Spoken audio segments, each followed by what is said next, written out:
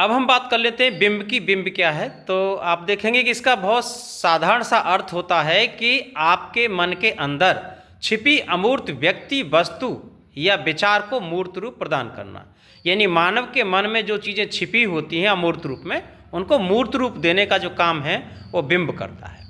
अंग्रेजी में इसको इमेज कहते हैं। काव्य में बिंब के माध्यम से संवेदना, वास्तविकता और कल्पना को आगे जाने का मौका मिलता है। यानी संवेदनाएं भी आगे जाती हैं, वास्तविकता भी और कल्पना भी।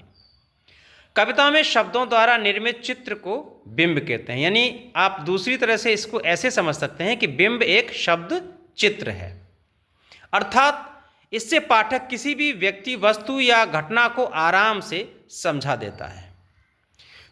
इसकी एक और विशेषता है, वो ये है कि इंद्रियों के अनुभव के माध्यम से कल्पना द्वारा जो शब्द चित्र निर्मित होता है वही बिंब है। ये बिंब के बारे में हमने बताया आपको।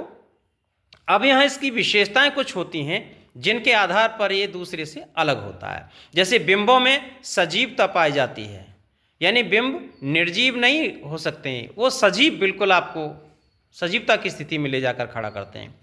बिंबों का मानवीय संवेदना से गहरा रिश्ता होता है, भावनाओं को उत्तेजित करने में महत्वपूर्ण भूमिका का निर्वाह करते हैं।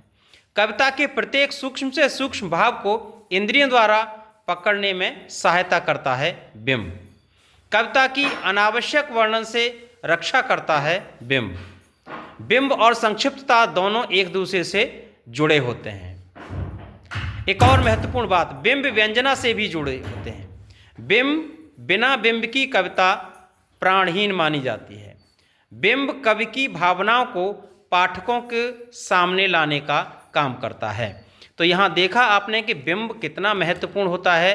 बिंब के माध्यम से कितनी सारी चीज़ें, व्यक्तिगत से लेकर सामाजिक स्तर तक की चीज़ें एक दूसरे के सहयोग से आगे बढ़ती हैं।